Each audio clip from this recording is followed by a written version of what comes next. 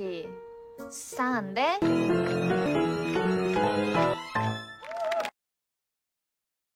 Di episode lalu cuma sampai Hana dan Lim saat protes ke Pak Erwi atas pertunjukan yang mendadak.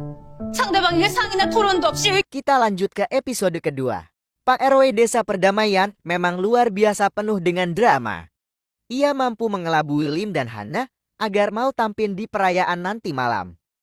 Ia mengarang cerita seolah-olah ibunya memimpikan kebersamaan bersama keluarga dengan makan bersama. Tetapi tidak bisa ia penuhi karena ibunya yang berada di desa terpensiun sedangkan dia di sini.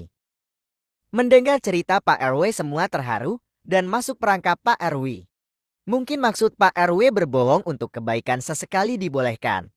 Akhirnya Hana dan Lim mau mengisi acara nanti malam. Scene berganti pada Pak RT dan jajarannya menata meja dan alat pembakaran buat acara nanti malam. Karena hari sudah sore namun para tetangga belum ada yang muncul Pak RT dan Pak RW. Membakar daging duluan agar aromanya bisa mengundang warga untuk cepat datang ke lokasi. Yang datang pertama kali ke jamuan Nona YouTuber sambil merekam dengan kameranya. Ia pun berkeliling merekam semuanya. Lalu disusul oleh 6 goyong pengawal dari Korea Utara. Tak lama Hana muncul membawa salad di tangannya. Hari sudah mulai gelap, warga pun sudah memenuhi meja jamuan. Acara perkenalan satu persatu agar lebih akrab. Nama dan pekerjaan pun mereka sebutkan masing-masing. Perayaan terlihat meriah namun Lim belum nampak di tengah jamuan. Dia masih berada di dalam rumah. Kemudian disusul oleh Pak RW agar segera tampil. Karena acara tidak akan sempurna jika Lim dan Hana belum tampil.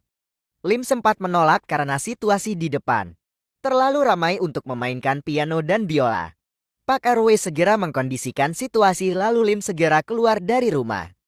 Lim bertegur sapa dengan Hana di luar meski mereka belum terlalu dekat. Dari perkataan Lim sedikit meremehkan Hana tentang permainan biolanya. Lalu mereka segera tampil dengan penuh percaya diri.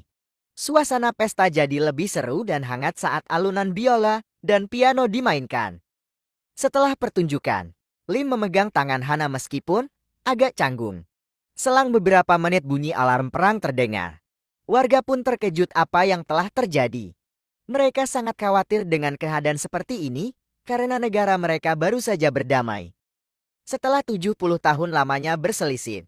Lalu Pak RT dapat kabar bahwa bunyi alarm timbun karena ada seekor rusa yang melewati wilayah perbatasan mereka. Makanya alarm tanda bahaya Korea Utara berbunyi. Mendengar hal itu semua tampak lega dan mereka kembali ke rumahnya masing-masing sambil menunggu listrik menyala. Sedangkan Lim ia ketakutan saat alarm berbunyi, ia bersembunyi di balik meja piano. Setelah keluar warga sudah pergi meninggalkannya. Lalu ia pun masuk ke rumah dengan keadaan mati listrik. Ia melihat Hana sedang duduk di meja sambil membersihkan biolanya. Berharap lebih akrab ia mencoba menanyakan sesuatu pada Hana. Tetapi Hana masih saja jutek dengan jawabannya. 그런 사적인 얘기할 만큼 친분. Lim terus menanyai Hana dengan sok akrab namun melihat tempat lilin yang Hana gunakan ternyata itu piring kecil kesayangan yang Lim beli saat acara lelang di Inggris. Karena kaget api lilin pun terjatuh mengenai tangan Lim. Lalu dengan tanpa sadar Hana meraih tangan Lim dan menariknya ke arah keran air. Sambil merawat tangannya oleh Hana, Lim terus memandangi wajah Hana yang ternyata jika dilihat dari dekat Hana begitu cantik. Jantungnya berdegup kencang seakan mau meledak. Tiba-tiba lampu menyala, Lim kaget dan tersadar. Lalu Hana pergi meninggalkan Lim. 피아노 치는 양반이 손 조심해야 돼.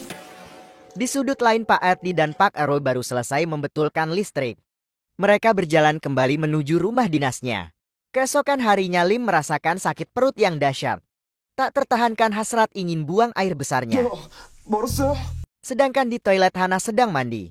Ia sadar jika wanita sudah di kamar mandi seakan tidak pernah mau keluar. Ia pun berlari keluar menuju kantor desa untuk numpang ke toilet. Sebelum sampai di kantor desa Pak RT sudah melihat Lim sedang menuju ke arahnya dengan muka terlihat marah. Menurut Pak RT Lim mau marah dengan memasang wajah seperti itu. Pas sampai di dalam ternyata prasangka Pak RT salah, Lim hanya ingin numpang ke toilet. Setelah keluar dari toilet, Lim kembali protes tentang kapan ia bisa pindah dari rumah itu supaya tidak serumah dengan Hana. Ia menjelaskan bahwa keadaan seperti tadi tidak mau terulang.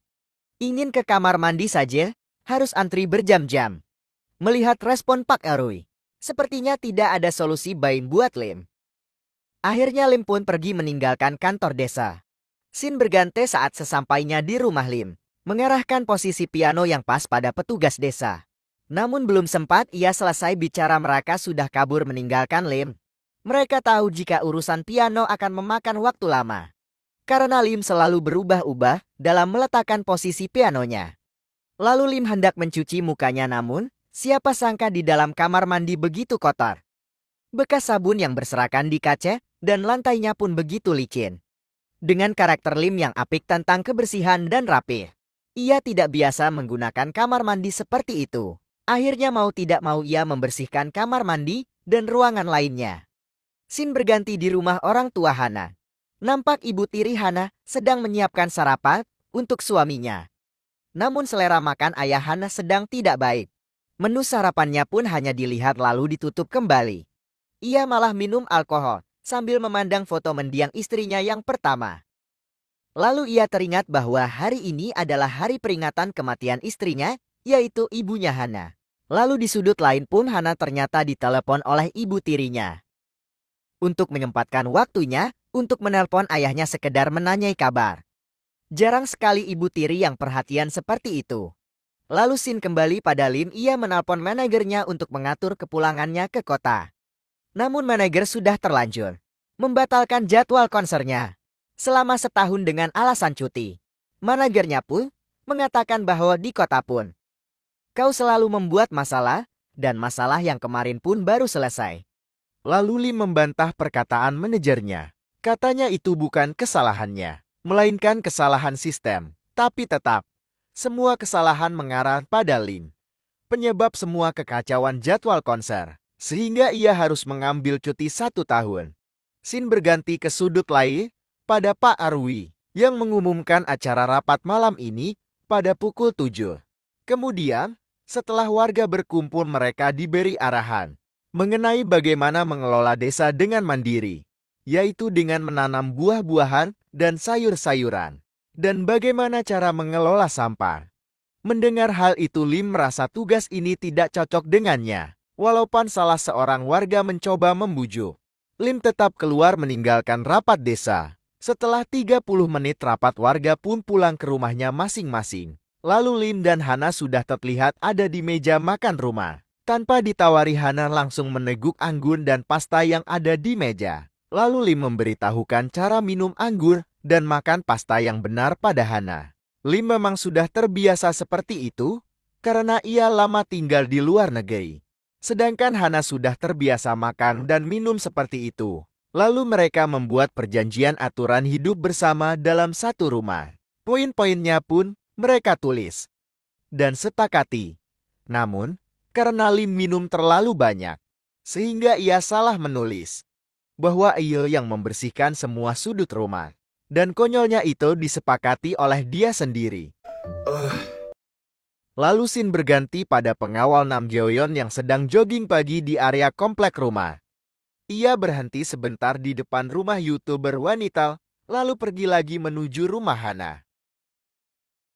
Saat tiba di depan rumah Hana, Nam Gyeoyeon mengetung pintu dan memanggil Hana. Namun tak ada yang menjawab padahal hari sudah mau siang.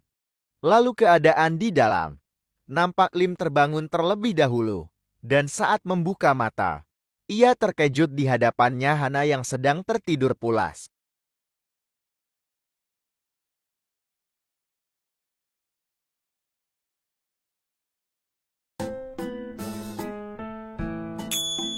Kalian penasaran apa yang terjadi pada Hana dan Lim tadi malam? Dan apa yang telah mereka perbuat di ranjang yang sama? Tunggu alur cerita filmnya di episode berikutnya di Kenapa Bisa Opa.